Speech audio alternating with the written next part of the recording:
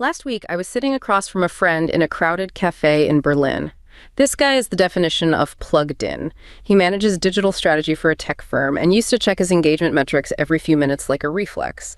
But that afternoon, his phone sat face down on the rough wooden table, untouched for 2 hours. He looked remarkably calm, almost eerily so, as he told me he'd deleted every social app on his device. "I'm entering the December silence," he said, using a flat, clinical tone you'd expect from someone discussing a medical quarantine rather than a lifestyle choice. He wasn't doing it for a trendy digital detox or find himself. He didn't show me sunset photos or talk about mindfulness.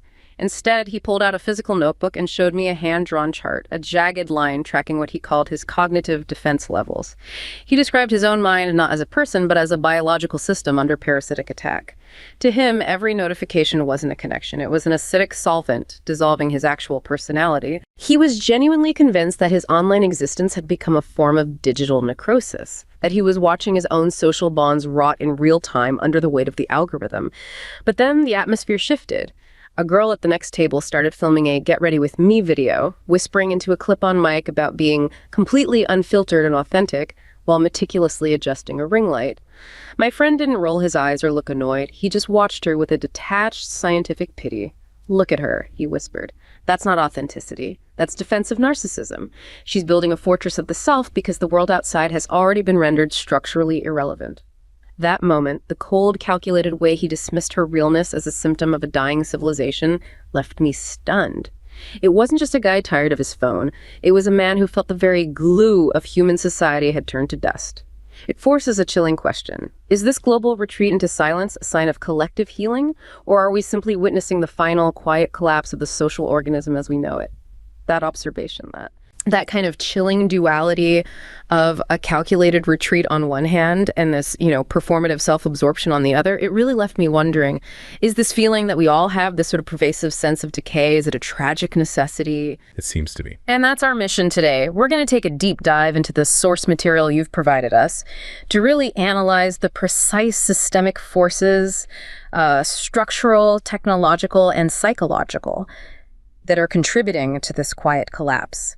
We want to trace the systems that force that kind of profound defensive choice onto a person. And that's a crucial way to frame it, because what we're really dealing with are systems that are operating on, fundamentally incompatible timescales. What do you mean by that? Well, you have the lightning speed of algorithmic decision-making, right? Then you have the slow tectonic shift of structural inequality. And finally, the generational evolution of human psychology. These three things, they're not working in isolation. No, they're all interconnected. Deeply. And they're corroding our social cohesion and dismantling our sense of a shared reality all at the same time. Okay, so let's try to unpack this. Let's start with the technological driver, which I think is arguably the most pervasive and fastest acting solvent today. The core idea here is, I think, challenging our fundamental relationship with technology itself. Right. It's this understanding that algorithms are no longer just neutral tools.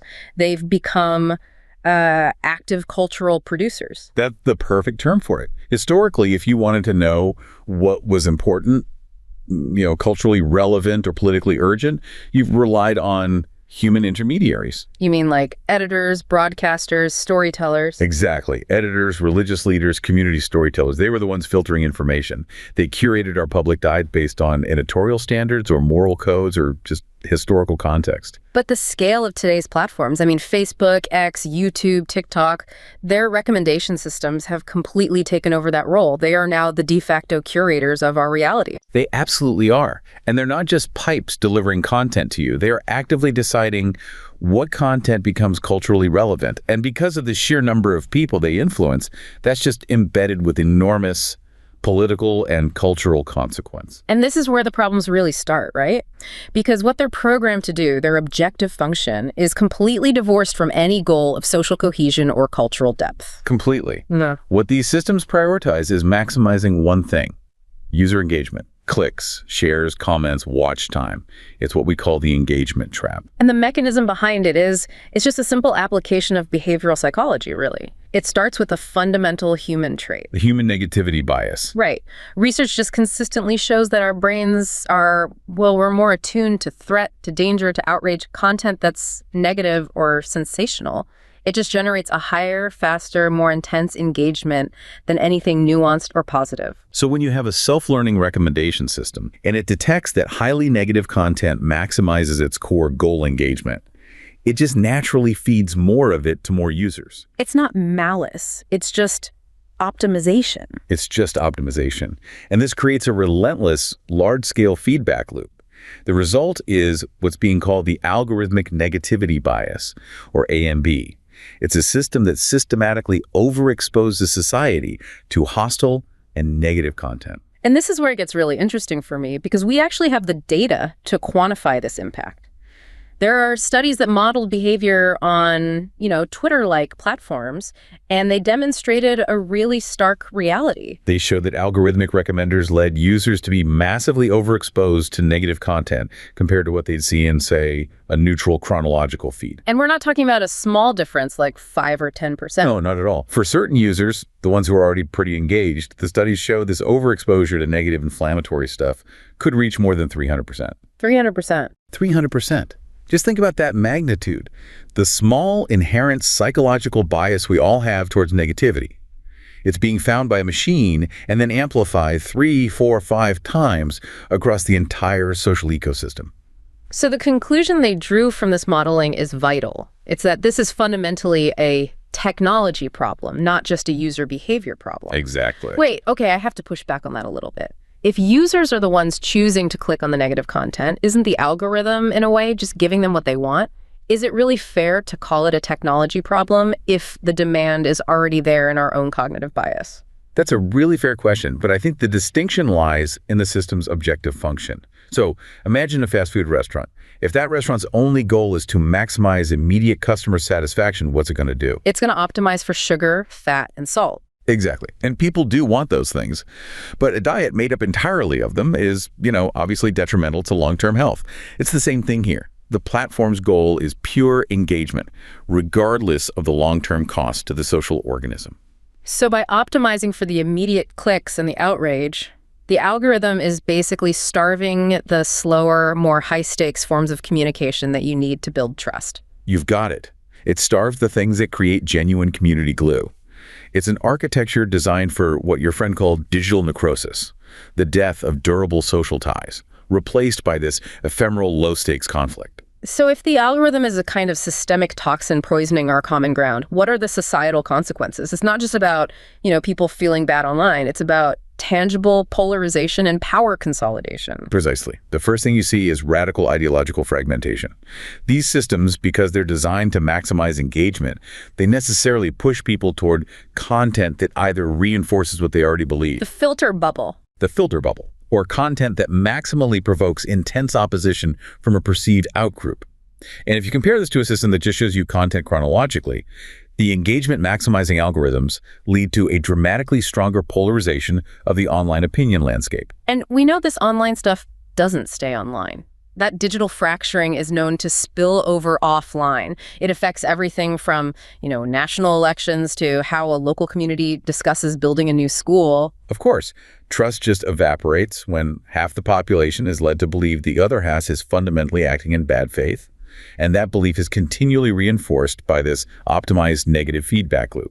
What's particularly alarming to me is how the algorithm then reshapes social power. Yes. By amplifying conflict, the system concentrates social power in the hands of the most, abrasive and toxic users. The models showed that agents who were systematically publishing negative, high outrage content were more than twice as numerous among the most popular and influential users. So the digital gatekeepers are the most negative people. They're disproportionately the most negative. The digital structure doesn't just tolerate hostility. It actively rewards it. It turns people who traffic in conflict into the most powerful voices in our public square. And beyond politics, the same corrosive mechanism, it leads to what's being called algorithmic cultural erasure. It's not just our debate that gets narrowed, it's our culture itself. Absolutely. The relentless drive for scalable, viral content that can be quickly consumed and widely shared, it creates this massive pressure cooker for the homogenization of taste.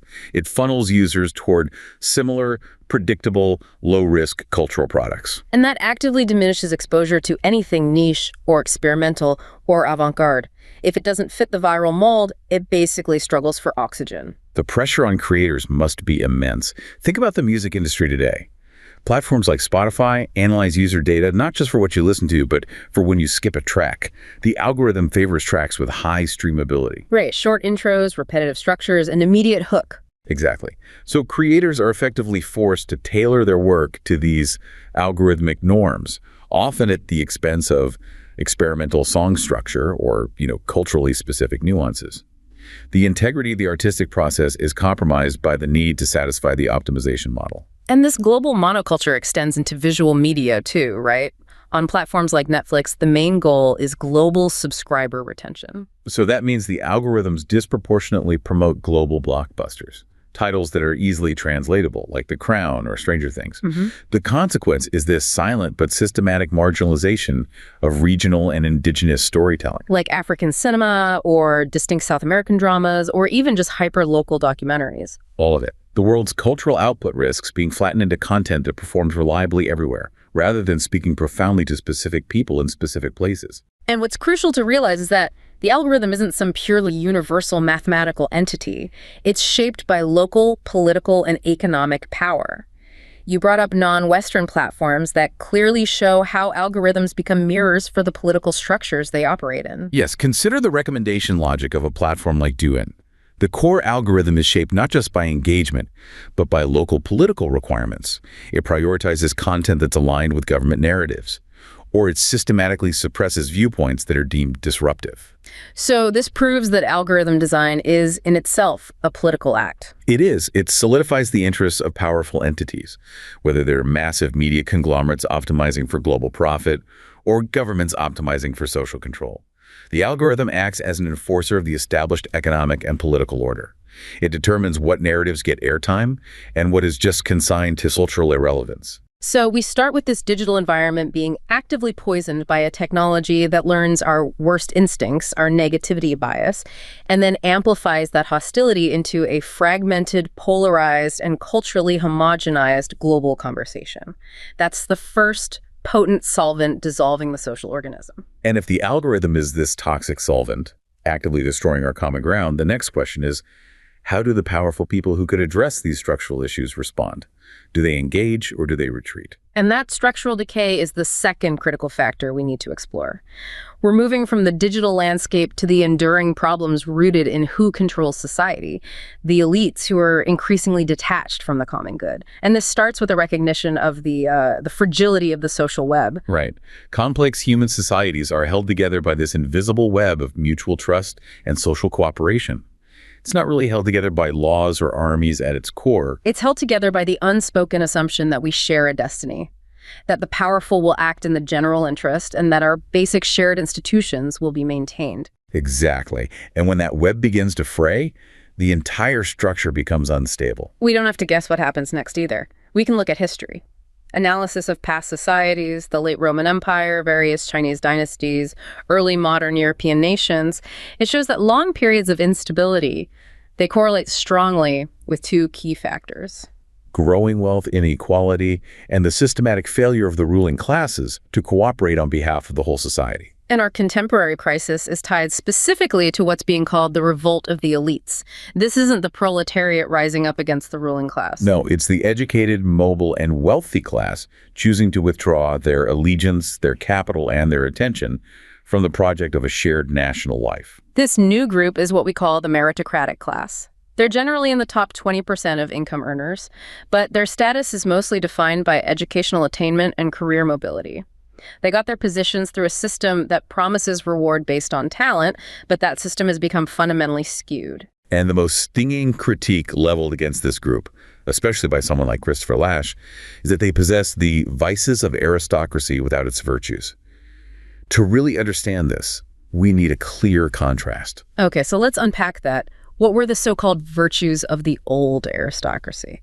Well, even if the old aristocracy was paternalistic or, self-serving, they were constrained. They were tied to the land. Their status was visible and often local, and they possessed a tangible sense of reciprocal obligation. A reciprocal obligation. Yes, they might have funded the local public library or the hospital, maybe not out of pure altruism, but because they lived next door to the common people, they relied on local infrastructure, they were geographically tied down, their fate was intertwined with the fate of their locality. And the vice of the new meritocratic class. Their defining characteristic is mobility, rootlessness.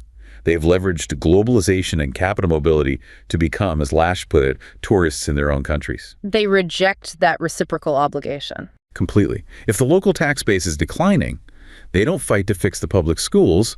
They just move their children to private international academies. They see themselves primarily as world citizens, which often just translates into rejecting the civic obligations that citizenship in a physical place normally implies. And the result of that is a profound denationalization of the elite. Because their wealth, their information, their personal networks are all global, they become deeply indifferent to the prospect of national or regional decline. Their lives just operate on an entirely different plane. And this indifference, it manifests physically and financially through what's called the private withdrawal. They systematically create and invest in what are effectively voluntary ghettos. They stop maintaining the commons. They do. Instead of funding the public treasury and public services, they invest in private substitutes. Private schools, private security and police forces, even specialized private services like exclusive garbage collection within their own secured communities. This physical and financial withdrawal, that is the structural betrayal. It leaves the core public institutions, the very mechanisms that are supposed to tie citizens together, it leaves them to decay.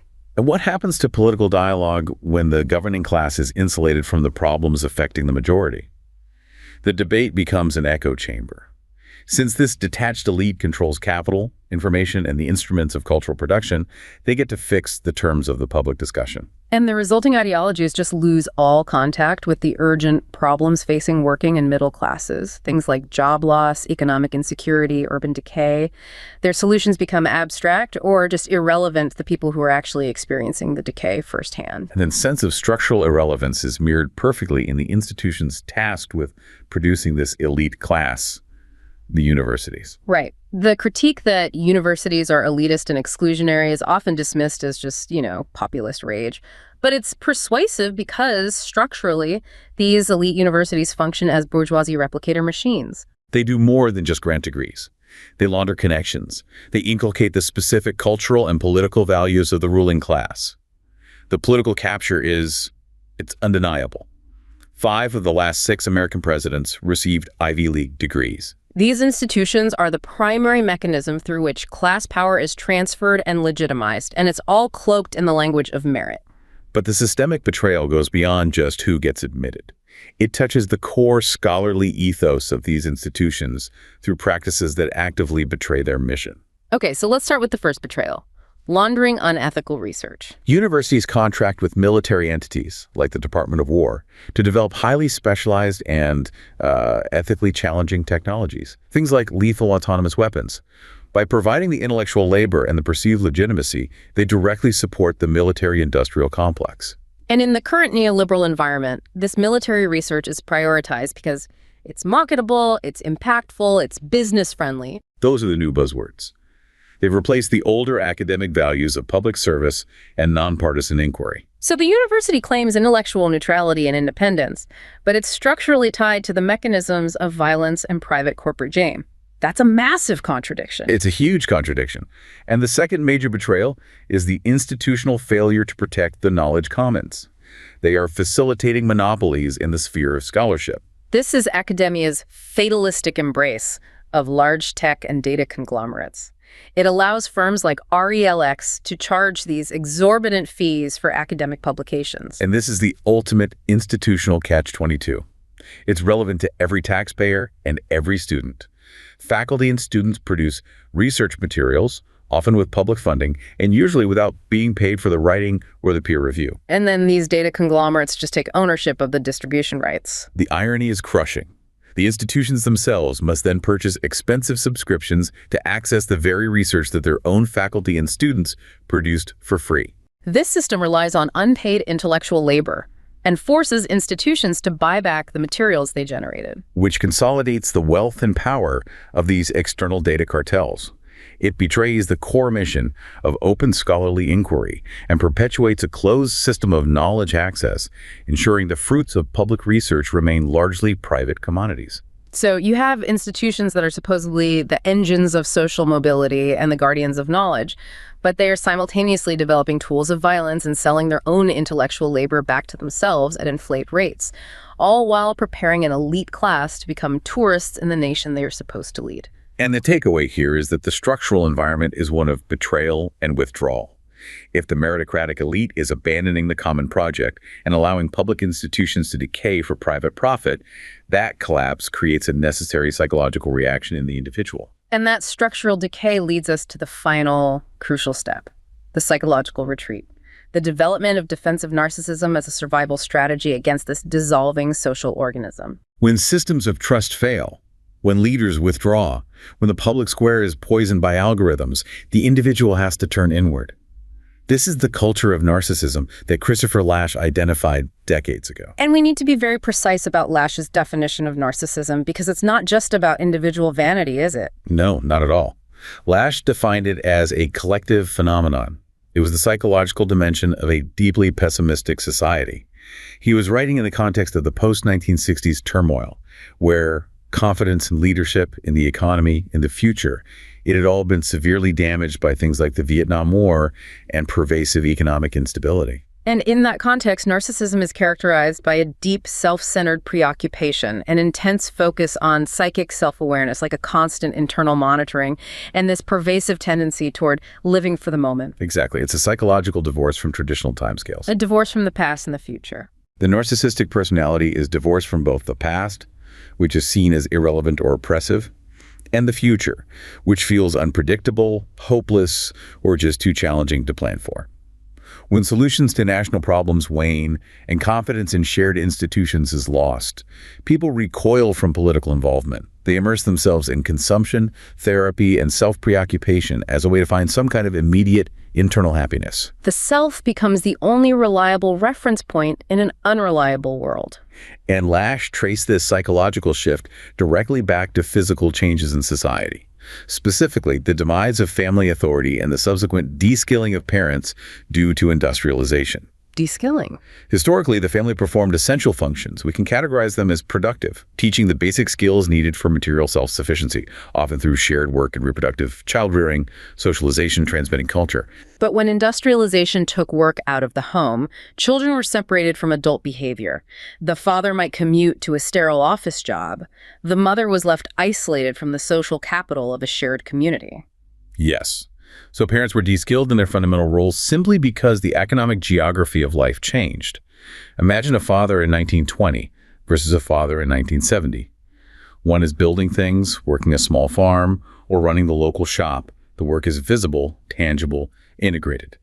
The other is a commuter, an often stressed ghost in the house whose professional life is entirely abstract to his children. So with the loss of these visible traditional roles, parents grew profoundly uneasy and anxious about their abilities. And they willingly began to surrender their authority to outside experts. And this vacuum was immediately filled by the massive growth of the therapeutic state, the social service industry, and the helping professions. That vacuum was monetized.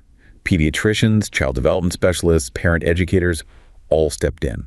They sought to regulate and professionalize all aspects of child welfare, often under the guise of scientific necessity.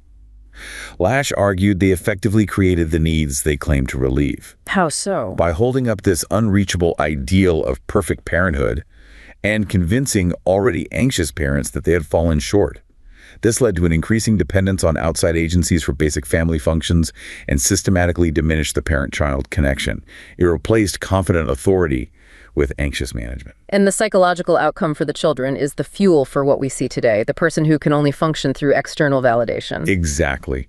Deprived of a confident, authoritative influence, often encountering instead a floundering, insecure mother and a corporate-focused, image-conscious father, children entered adulthood psychologically ill-equipped.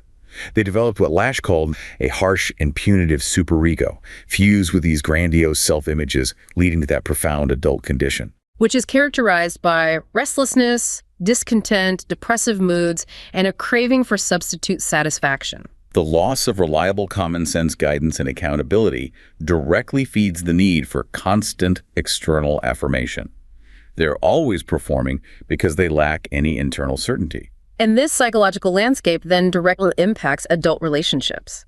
Lash also analyzed how this collective narcissism affected the dynamic between men and women, specifically through the lens of feminism, relationships, and antagonism. He argued that the changing family structure caused the marriage contract to lose its binding, durable character. Right, and Lash saw feminism as a necessary force for social liberation. He acknowledged it correctly, discredited rigid sexual stereotypes, and allowed women to escape domination. However, he argued that the way the movement manifested structurally, combined with the underlying narcissistic crisis, it caused new forms of psychological retreat and friction. That's a critical point for nuance. Wasn't the pursuit of equality naturally going to lead to some kind of institutionalization of women's activities? It was inevitable, but Lash focused on the unintended psychological consequence.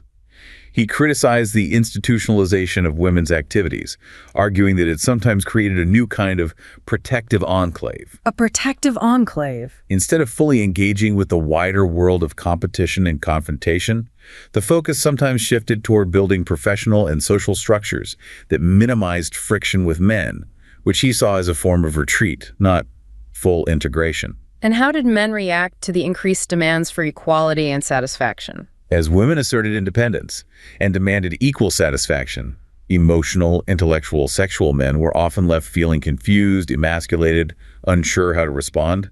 In some cases, this led to increased aggression or retreat into traditional, often toxic male posturing. At the same time, the new insistence on absolute satisfaction in the relationship meant that forgiving shortcomings became increasingly difficult. Settling for anything less than perfection was viewed as a psychological surrender. So the structure of the relationship became high pressure, low forgiveness. Exactly. And this dynamic, the difficulty of forgiveness, coupled with increasing demands for emotional perfection, it intensified self-preoccupation in both sexes. It convinced many that their needs would not be met in these intense emotional encounters, reinforcing that earlier narcissistic pattern of retreating into the self as the only safe place. It's the perfect psychological condition to plug right into the algorithmic machine that monetizes self-performance and immediate substitute satisfaction. That paints a remarkably cohesive three-tiered picture of social dissolution. You have the external world being poisoned by algorithms that maximize hostility. Then the structural world being abandoned by its detached elites. And finally, the internal world creating a psychological fortress of defensive narcissism just to survive the first two. When we synthesize these insights, the source is really concerned that the perception of the social organism collapsing isn't some hyperbolic fear. It's an accurate description of systems fracturing across multiple interconnected planes. Right. The algorithmic negativity bias is the technological architecture that amplifies our worst instincts. It ensures that fragmentation and polarization are the built-in defaults of public life. And simultaneously, the meritocratic class, the very people who are empowered to address these system failures, they're choosing structural withdrawal. They're investing in their voluntary ghettos, allowing public institutions to decay and actively supporting private profit motives. We saw in the university system's fatalistic embrace of military research and academic monopolies. And this structural abandonment and digital poisoning, it fosters the psychological survival strategy of defensive narcissism. The self becomes a fortress because the outside world has been rendered structurally irrelevant and psychologically toxic. So that individual performance, the Get Ready With Me video your friend saw, it becomes the only thing that person feels they can control or perfect. The critical realization here is that we are witnessing the measurable, predictable consequences of powerful systems, both technological and institutional, that are optimizing for engagement, for private benefit, for self-interest. Rather than for shared human dignity or resilient social ties or cultural pluralism. And this whole process is cyclical. The algorithmic machine feeds the narcissistic need for substitute satisfaction. The detachment of the elite justifies the individual's defensive retreat. And the decay of shared institutions ensures there's no common ground left for rebuilding. The quiet retreat into silence, like your friend in Berlin, and the loud performative authenticity, like the woman filming your video, are two sides of the same collapsing social contract. The future structure of society, whether it is defined by a monolithic monoculture driven by engagement metrics and profound detachment, or a flourishing diversity rooted in a shared and maintained civic life, will directly reflect the values and priorities that are integrated into our most dominant systems, starting now.